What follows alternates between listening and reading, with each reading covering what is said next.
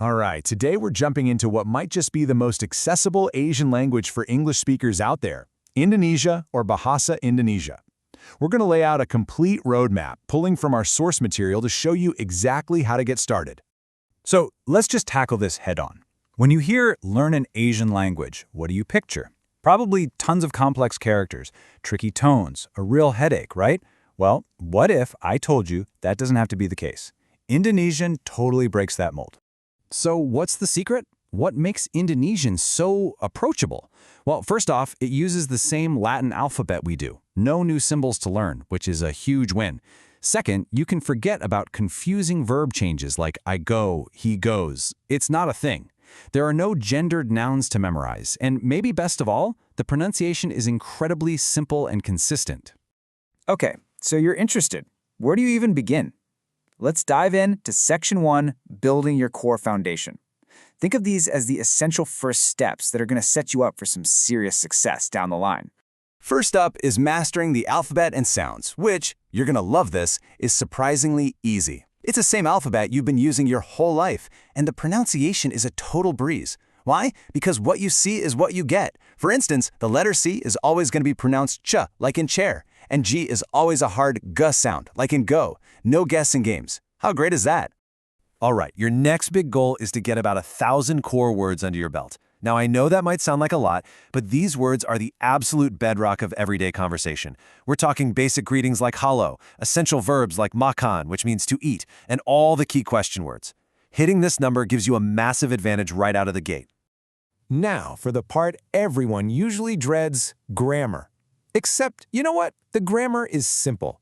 The basic subject-sentence structure is just subject, verb, object, which is exactly like English.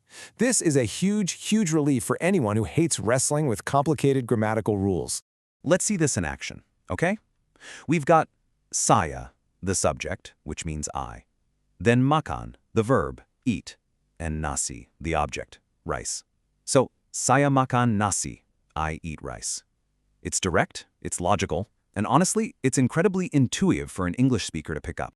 Even saying no is super straightforward. There are just two main ways you do it.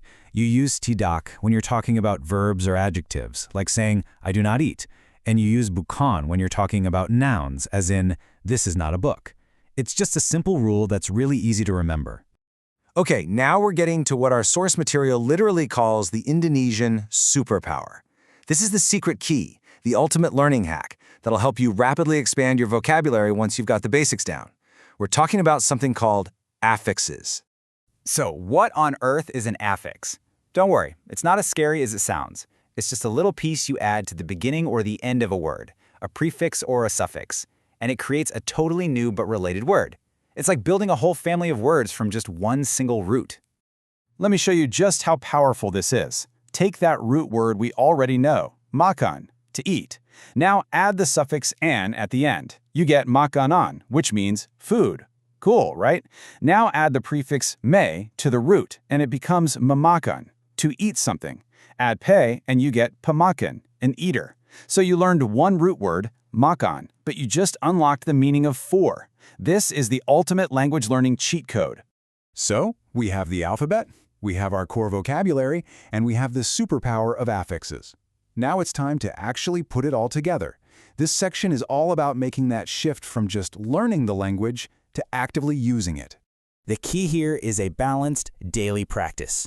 And look, this isn't about hours and hours of study, it's about being consistent. Try to get about 20 to 30 minutes of listening in every day. And this is crucial. Start speaking early.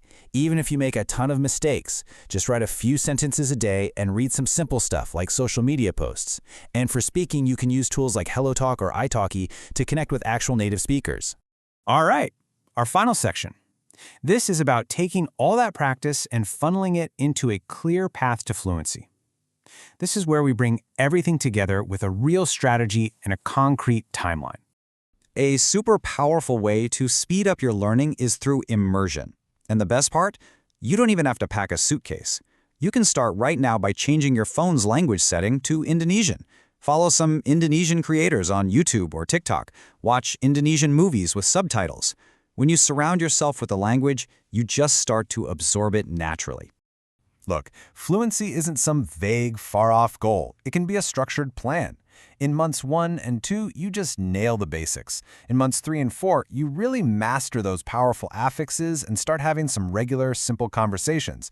By months 5 and 6, the goal is to be able to watch movies without subtitles and hold a solid 15-minute chat. When you break it down like this, it feels totally doable, doesn't it? And hey, you're not going into this empty-handed. Our source material points to a simple, essential toolkit. You can start with an app like Duolingo to build that initial base. Use Anki for flashcards to make that vocabulary really stick. Find speaking partners on a platform like italki, and turn to YouTube for an endless supply of stuff to listen to. But maybe the most vital part of this whole roadmap is your mindset. As the source material puts it, the real pro tips are simple. Don't obsess over getting the grammar perfect. Speak imperfectly. Just get the words out. And above all, be consistent. The real key here is progress over perfection. So there you have it. A clear, step-by-step path to learning a language that is logical, consistent, and way more accessible than you probably ever thought. The roadmap is all set for you, the tools are there. The only question left is, what are you going to learn to say first?